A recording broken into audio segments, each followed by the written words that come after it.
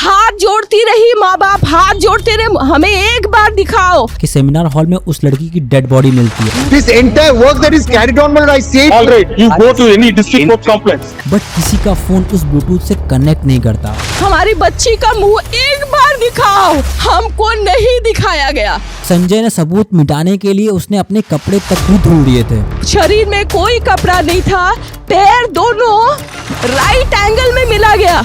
और लोग संजय रॉय के पकड़े जाने से खुश नहीं थे, क्योंकि ऑटोप्सी रिपोर्ट में बताया जा रहा है कि ऐसी करतूतें किसी एक आदमी की हो ही नहीं सकती।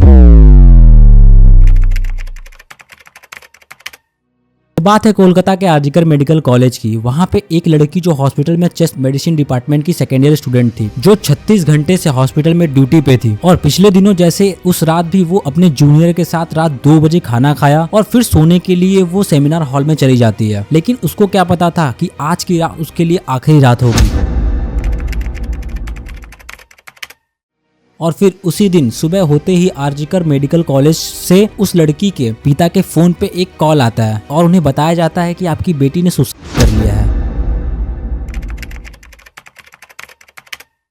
आरजीकर मेडिकल कॉलेज के सेमिनार हॉल में उस लड़की की डेड बॉडी मिलती है, जो आधे कपड़े में होती है और उसके बॉडी पे गहरे चोट के निशान दिखाई देते हैं। और जब ये सारी बातें उस लड़की के पिता को बताई जाती है, तब कहीं ना कहीं उसके पिता को अंदाजा हो जाता है कि उसकी बेटी के साथ कुछ गलत हुआ है। और जब उस लड़की का पोस्टमार्टम हुआ तो वो एक कैमरे के सामने कराया गया और गवाह के रूप में 2 महिलाएं और उस लड़की की माँ को भी मौके पे मौजूद कराया गया। और जब पोस्टमार्टम की रिपोर्ट आई तो पता चलता है कि दरिंदगी की सारी हदें पार हो गई हैं, जिसे सुन के आप भी हैरान हो जाएंगे कि किस तरीके से इंसानियत खत्म होती जा रही है। क्योंकि उस रिपोर्ट में ऐसा लिखा गया था कि लड़की की दोनों आंखों से और उनके मुंह से भी हो रही थी। और कोलकाता पुलिस का ये भी कहना है कि लड़की की गर्दन की हड्डी पाई गई थी। ऐसा लगता है कि उससे गला घोट गया हो। वारदात रात 3 बजे से सुबह 6 बजे तक हुई थी। और अगर ये रिपोर्ट को देखा जाए तो कुछ चीजें ऐसी भी हुई हैं जो मैं आपको बता नहीं सकता।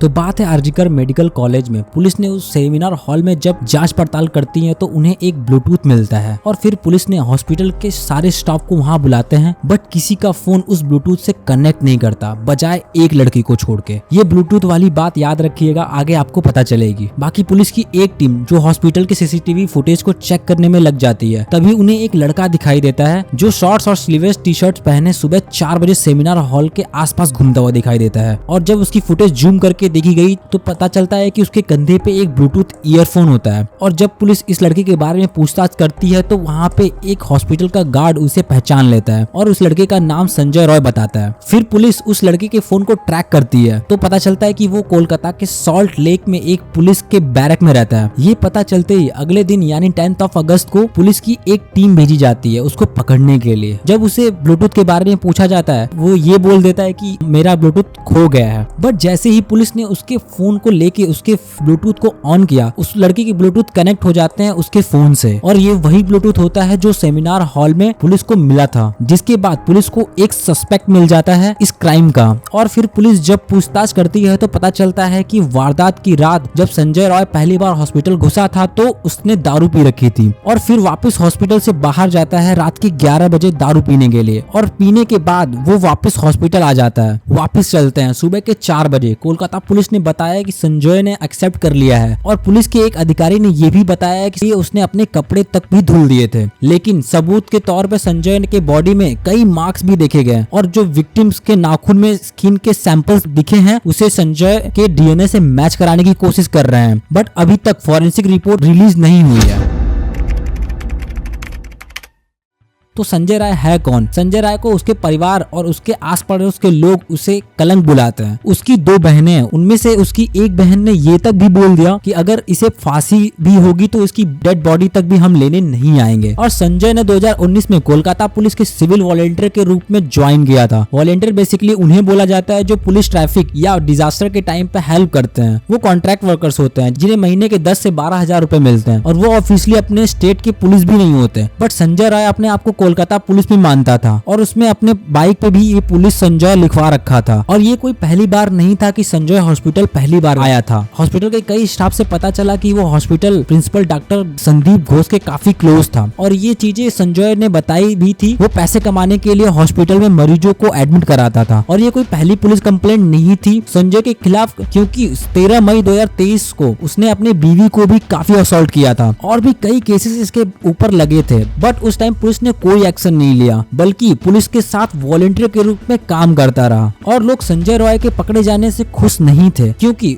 उनका मानना था कि इस वारदात में वो अकेला नहीं था, बल्कि असली अपराधी छुपाया जा रहा है। क्योंकि ऑटोप्सी रिपोर्ट में बताया जा रहा है कि ऐसी करतूतें किसी एक आदमी की हो ही नहीं सकती। आखिर क्यों कोलकाता के लोग ममता बनर्जी की सरकार को क्रिटिसाइज कर रहे हैं? क्योंकि डॉक्टर संदीप घोष उस हॉस्पिटल के प्रिंसिपल थे और जब ये वारदात हुई तो उनका ये स्टेटमेंट आया कि वो लड़की उस रात सेमिनार हॉल में क्या करने गई थी। और ये स्टेटमेंट सुनते ही वहाँ के स्टाफ एंड स्टूडेंट्स वहाँ पे प्रोटेस्ट करने लगे और काफी सारे क्रिटिसिज्म होने के बाद फाइनली 3 दिन बाद यानी 12 अगस्त को डॉक्टर घोष ने हॉस्पिटल से इस्तीफा दे दिया। बट कोलकाता गवर्नमेंट ने इस इस्तीफे को एक्सेप्ट नहीं किया, बल्कि 24 घंटे बाद उसके इस ट्रांसफर को कोलकाता नेशनल मेडिकल कॉलेज में करा दिया, जहां वो प्रिंसिपल के पोस्ट पे दाखिल हो जाता है। क्योंकि ऐसा लोगों का मानना है कि डॉक्टर घोष का संबंध the all India Trinamool Congress political party से है और लोगों का ये भी मानना है कि डॉक्टर घोष हॉस्पिटल को एज अ किंगडम चलाते थे। और आरजीकर हॉस्पिटल के farmer deputy superintendent Akhtar Ali थे, उन्होंने ये भी कहा कि ये बहुत ही ज्यादा करप्टेड प्रिंसिपल था। बहुत ही करप्टेड आदमी है वो। आरजीकर मेडिकल कॉलेज में स्टूडेंट लोगों को फेल कराना, टेंडर ऑर्डर देकर के 20% कमीशन लेना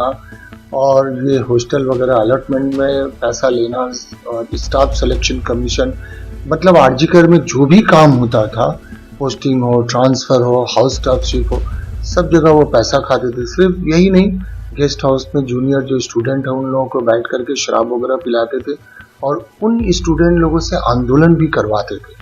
मतलब एक माफिया राजा बोल सकते हैं।